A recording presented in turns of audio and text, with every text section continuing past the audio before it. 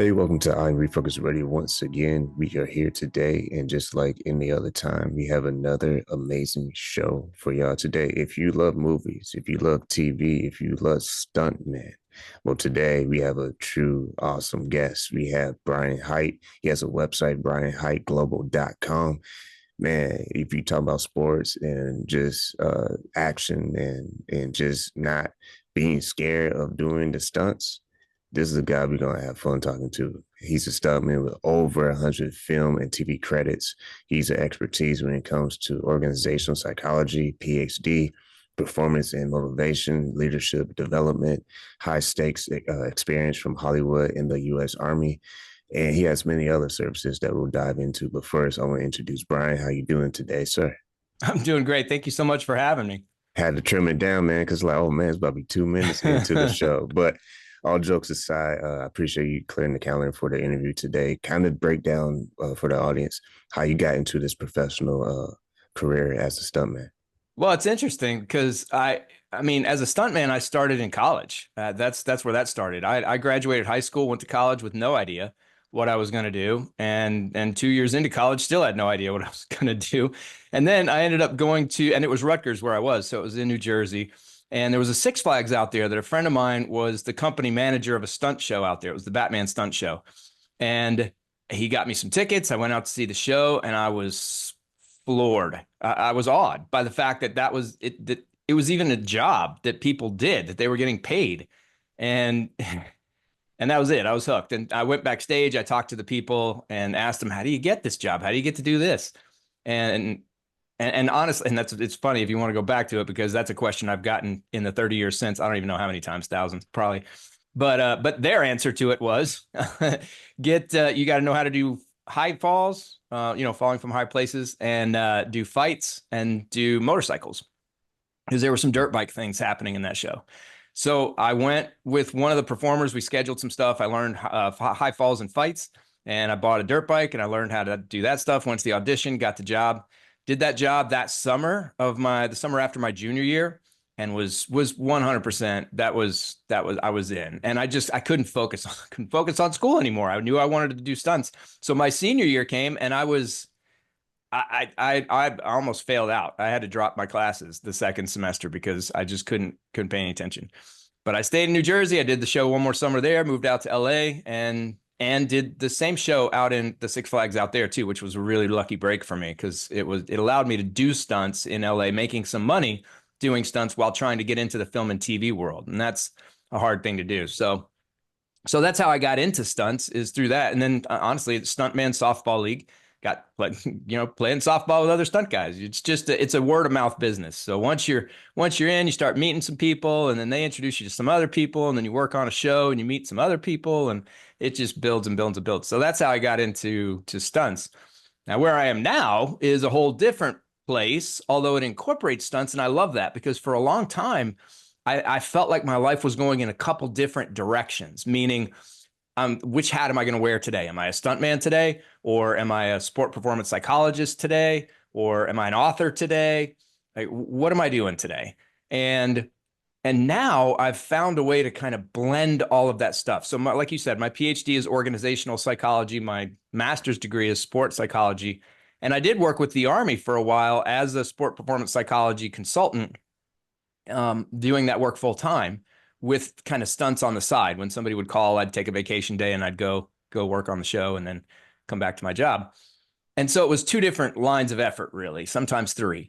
But now with the keynote speaking and with my own business, that I'm able to really focus the subject matter in a way that brings my experience from stunts into the experience of sport and performance psychology and transitions that into the business realm, the performance realm, the athletic realm, whatever it might be. That's been a lot of fun. And because it feels like now I'm just wearing one hat, and it's a whole lot easier when I get up and like, what am I going to do? I'm going to pursue this. And it's been great. And I still do stunts. In fact, I'm working on, we're recording this on Tuesday. I'll be working on Thursday on a TV show out here in Nashville. So it's still something I do, but yeah, it's been a journey trying to figure out how to meld that stunt world with the sport performance psychology world in the way I've managed to do for the most part. It's a work in progress. It's all a journey, but that's where I'm at. When you think about Hollywood actors, actresses, you think about individuals who have someone representing them. As a stuntman, hearing from you, it sounds like you kind of do it solo and you're just networking. Is that the case, or are there actual stuntmen who have someone representing them and kind of negotiating contracts or just navigating the business side? Yeah, that's an interesting question. The stunt coordinators, most of the bigger ones, they do have agents that are shopping them around to different producers and getting them interviews for the shows. But at the stuntman level, you might get an agent for commercials because commercials work a little bit differently. But mostly, no. The stunt people, they're not. I don't know that I've ever gotten a job from an agent in 30 years. I've had a couple agents, still have one right now today, but I don't think I've ever gotten a job through an agent. It's always just been I knew somebody or I knew the stunt coordinator directly or whatever it is, but you get a call is what it is. I mean, your phone rings and says, "Hey, are you available on this day?" And you either are or you aren't. So yeah, the representation thing is not really a part of the stunt people world anywhere nearly at the level that it is with the actor level or the actor, type of performer. Once again, you're watching and listening to Refocused Radio, talking to our guest today. You go to his website, brianhiteglobal.com.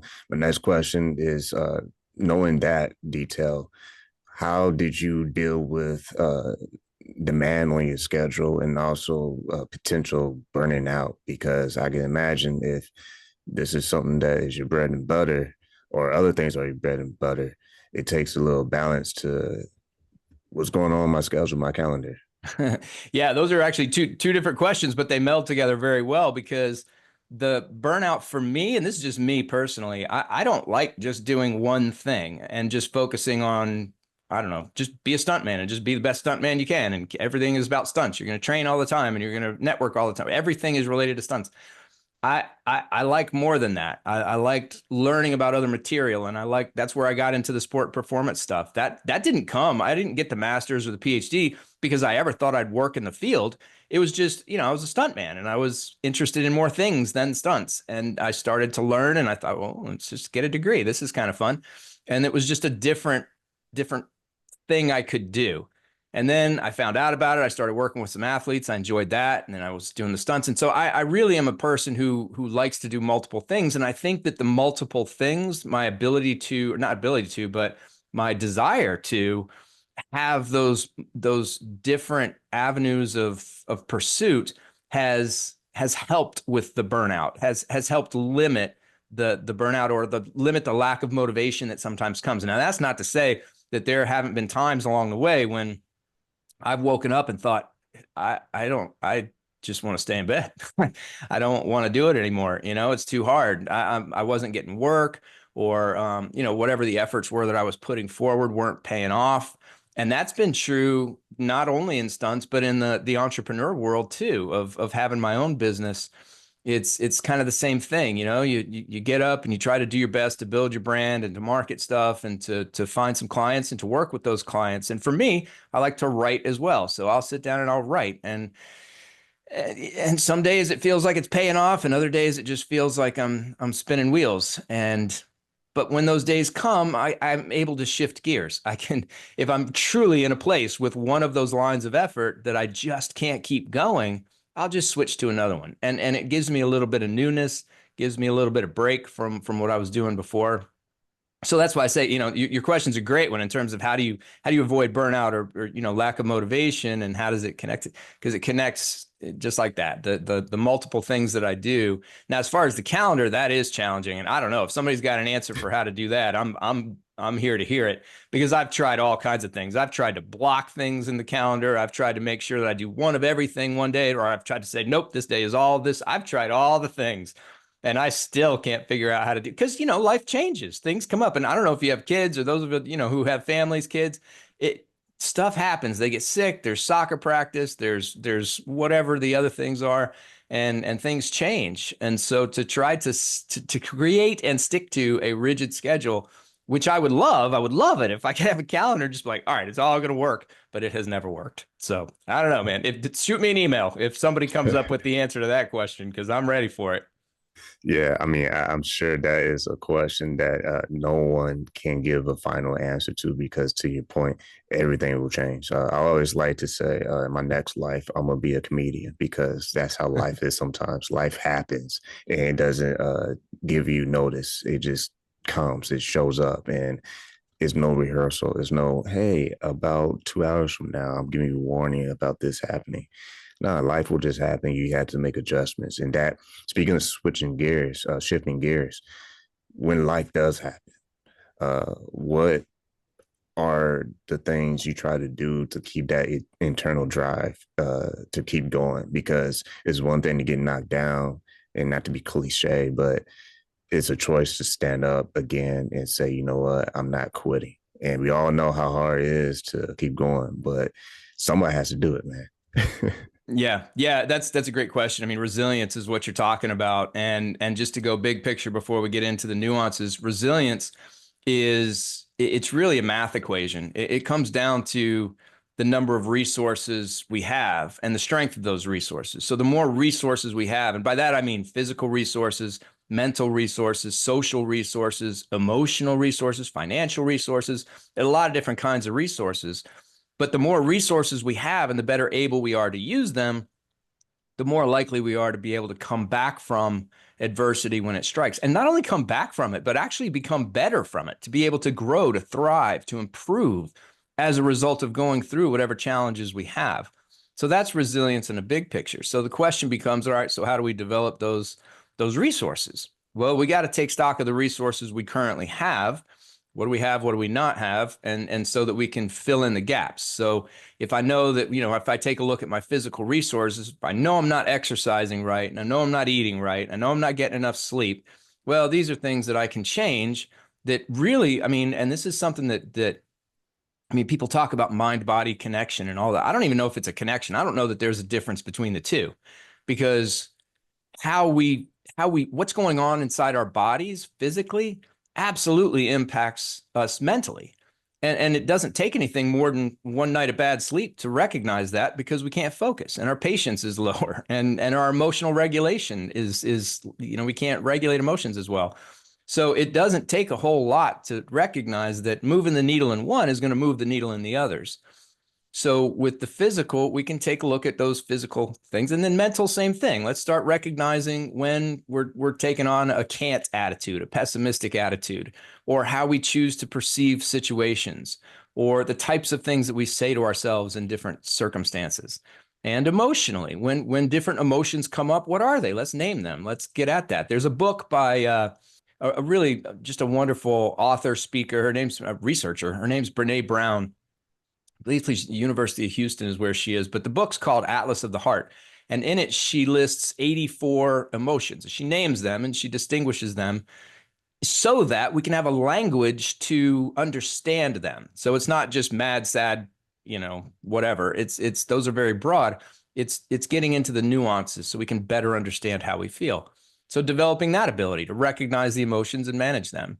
And then socially, if I'm isolated, if I'm by myself, if I don't really have a support system, that's not good. I mean, if nothing in the literature on resilience is clear, that is that people matter.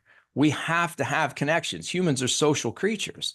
So taking stock of what our support system looks like. Who is it? How many people do we have? How accessible are they? How much interaction do we have with them? How comfortable are we talking to them about the different things going on in our lives? So in order to enhance that resilience that you're talking about, that's so important, that's one aspect. I mean, those are the things, if we can build those resources. But the last thing I'll say, because you ended your question very, very interestingly, how do you get up when you get knocked down and you just, it's just hard. The way that I try to do that is to connect my values, the things that I truly care about, my core values, my core beliefs, to whatever behaviors I need to do. So I may recognize I don't want to do it. It's too hard. I don't see that it's making any progress. But if I recognize my value is perseverance, my value is growth and improvement, whatever my values are that really just define me, that make me who I am at my heart. Identifying what those are and connecting them to the behaviors.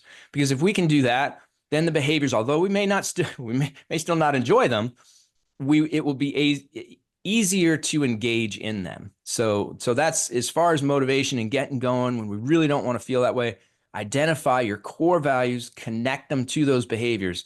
If you do, the energy and the effort will come. The effort will come. Once again, watching and listening to Refocused Radio, talking to our guest today, Brian Hite. When you had the experience to work with not just leaders, but high performers, you also have been able to unpack what is it like to deal with pressure. And pressure, I think, translates to growth opportunities. But sometimes we can get distracted by the actual pressure itself, and we can miss our chances for that growth.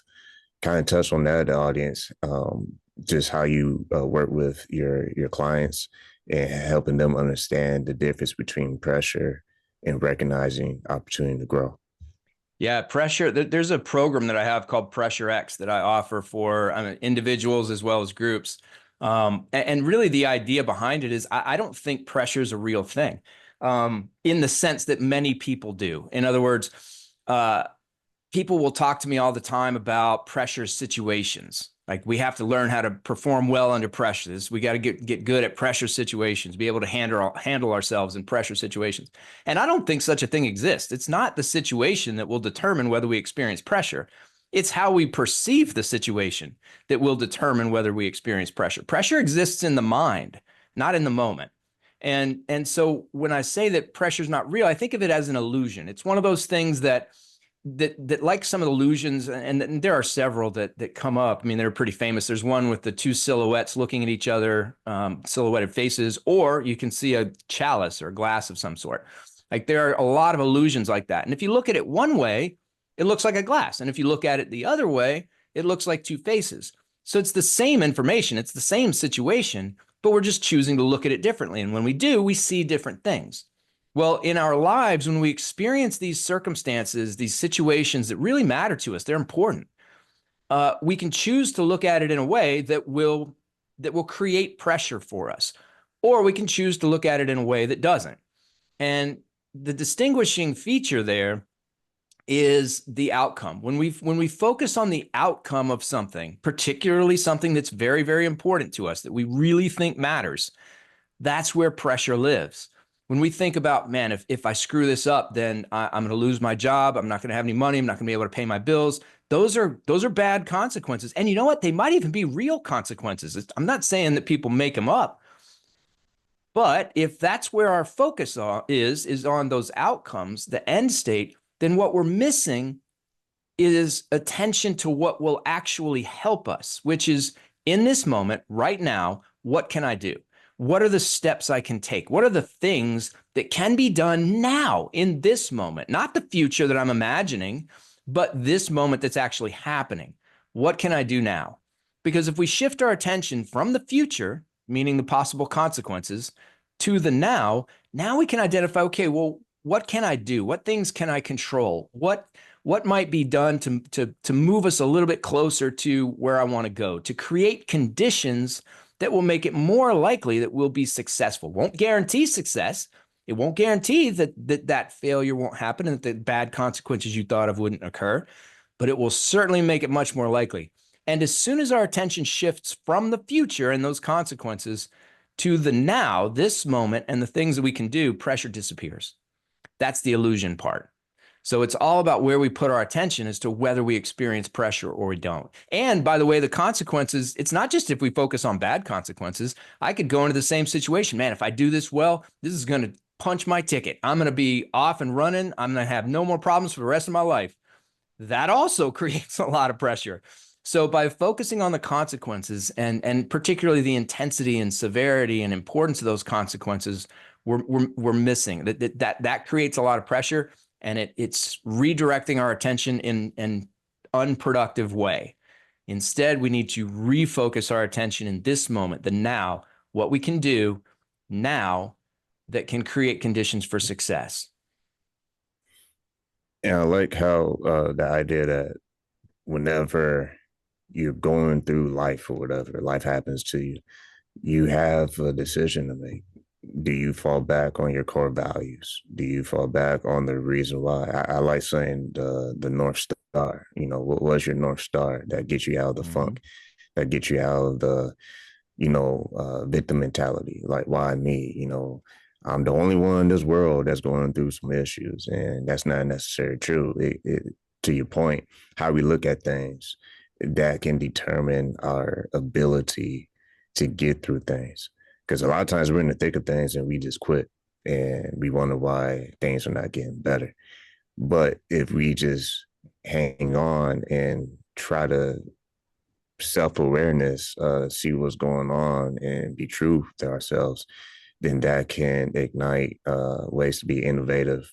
So that way you're not doing the same thing over and over again, wondering why you get the same results. Yeah, and to just add a couple more things on there. Yes, one great way to get yourself out of the funk and get going is to connect the whatever it is you're talking about getting going doing to your values. That's absolutely one. Another, to your point, of way to get yourself out of some of that stuff of just that wallowing in the woe is me part, is just recognizing, and this is true. This is true the vast majority of the time, if not all the time. If we remind ourselves that whatever problem we're having, whatever situation we're in that we think is so bad, there's somebody somewhere on this planet who wishes that they had that problem, that their problems are so much worse that if they could switch places with you, they would do it in a heartbeat. So that's another way. And then another thing that does become easier with practice. It's a hard thing initially, but it's a valid way of looking at things, and it becomes easier with practice, is to recognize even if I fail, goodness comes. And that's just fact. If failure happens, in fact, I think that we learn more through failure than we do success most of the time. So if we screw up, if things don't go the way we want them to go, there's still goodness that can come from that. Wisdom happens, and even the act of engaging, just putting ourselves, as Theodore Roosevelt said, into the arena, we benefit. We benefit from just engagement, from the attempt itself. And then it becomes, if we start worrying about it ahead of time, okay, well, let's say that I do fail. Let's say that I screw up. What good might come from that? How might I benefit? What are some things I could learn? What's some experience that I will gain? What's some wisdom that I will walk away with, regardless of whether I win or lose? Once again, if you want to learn more about Brian and what he does, you can go to his website, brianhiteglobal.com. In a couple of minutes we have left. When you see the opportunities that are in your life, just in your personal life, not anybody else but Brian's life, what have you been able to do over the years that has helped you reach those new heights in your career, where in a lot of people's minds, they always fear plateauing, flatlining, and not reaching the fullest potential? What have you done personally to do that for yourself? I think two things really, I guess three things come to mind. One is openness, another's flexibility, and another's courage. So openness in the sense of just being open to those opportunities, because I believe that opportunities come all the time. Now, it's like Eminem, it's in the whatever the song is that he does, this opportunity comes once in a lifetime. Yes, it does. The opportunity that I'm experiencing today comes once in a lifetime, but there's going to be another one tomorrow, and there'll be another one after that. And if I'm open to the fact that opportunities do come regularly, then I can grasp them, I can recognize them, and I can try to pursue them. Now, the flexibility part means that if I see the opportunity, probably I'm already pursuing something else. So if I see another opportunity, it's going to mean that I have to shift gears a little bit, and that requires flexibility. And this can be one of the problems people have with goal setting, is that they'll set goals and then they'll think to themselves, okay, this is my goal. This is what I've set. I can't quit. I can't give up. Some other opportunity will come up and they'll be tempted and they'll think, no, I already said I was going to do this, so I have to do this. And they'll miss that chance to just flex, to move. and goals are great. Don't get me wrong. I think that they're wonderful, but we set them with the knowledge that we have and the experience that we have at that particular point in time. But then we keep living and we keep getting more experience and more knowledge. And with that more experience and more knowledge may come the recognition that that goal that we set however long ago isn't the right goal for us anymore. And we need to be okay flexing, to be flexible in those situations. And then the last thing is courage, meaning it can be scary to go outside, on a limb and go outside the comfort zone and do something that's uncertain. So we need the courage to be able to, and again, courage isn't the lack of fear, it's the recognition of fear and the ability to move forward anyway. Like at the beginning of this whole thing, you were talking about not being afraid of stunts. Of course, I'm afraid of stunts. Absolutely. There are things that I do that I'm afraid of. That's why I'm sitting here in one piece right now. Because if I wasn't afraid, I may not be. There's no telling what kind of nonsense I would have gotten myself into. But there's courage in that I understand the fear. I do a thorough and hopefully accurate job of assessing what the risks are and then moving forward with mitigating those risks as well as I can. But I can't eliminate all the risks in stunts or in life. There's no way. So we have to adopt courage, and we have to recognize that even if we go out on that limb, like I said before, we have the capability to not only bounce back, but to grow and thrive from the experience of whether we succeed or fail. But that courage is what is the jumping off point. So once we recognize that opportunity through openness and we're flexible enough to realize that we're going to shift from what we were doing to what we now are going to do based on that opportunity, we have to have that courage to actually launch us toward that opportunity. You've been listening and watching Refocused Radio, talking to our guest today, Brian Hite. Go to his website, brianhiteglobal.com. Before we close officially, are there any additional resources that people can find on your website, or anything you want to plug, like events or books or selling something? Yeah, if you go to the website, you'll see a couple of books. One is Begin Again, Utilize the Wisdom of Eastern and Western Ideologies to Achieve Your Full Potential. That's just a series of 183 really short essays. They're easy reads that are structured like, okay, here's a problem that a lot of people have. Here's some information about that problem. And then here are some things that you can try. And if you try them out, you'll probably see some benefit. That's 183 of those. There's another book that I wrote a chapter in. I didn't write the whole thing, but I contributed a chapter. It's called The Change. That's on my website too. That's a chapter on resilience, on how I view resilience, and it's told through the lens of a stunt story on Hawaii Five-0. It was a stunt that I did on that show that went wrong, and then went right. So those are a couple books, and then I have a few programs that I'm working to. I told you about Pressure X before, which is targeting pressure and how we can see that differently and actually use those experiences to our advantage. Another is Motivation Blueprint, which is just about motivation. What goes into levels of motivation? What goes into the kinds of motivation that we have, and how do we achieve the optimal versions of both that allow us to move forward, both as individuals and if we're leaders? How do we create those conditions in our organizations?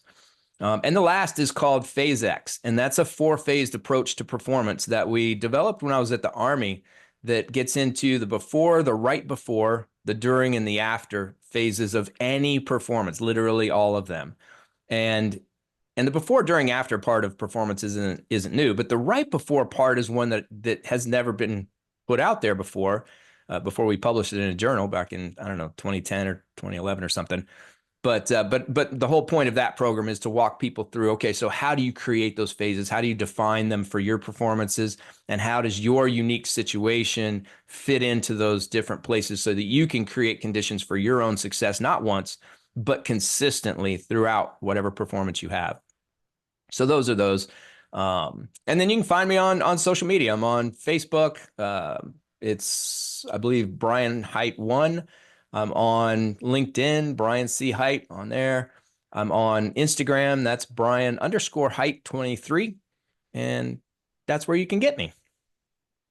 Or you can just send me a note through the website, or that's fine too. You can send me a note through there. And if you do, and you do want to check out some of these programs, just tell me that you want to do that, and I'll give you 35% off of whatever it is you want to buy. Just say you heard it on the podcast right here, and 35% off coupon will be coming your way. Well, once again, appreciate that. Been listening and watching on Refocused Radio, talking to our guest today, Brian Hite. Go to his website, brianhiteglobal.com. Like always, wanted to say thank you for your time. Thank you so much for having me. It was a great conversation. I appreciate it.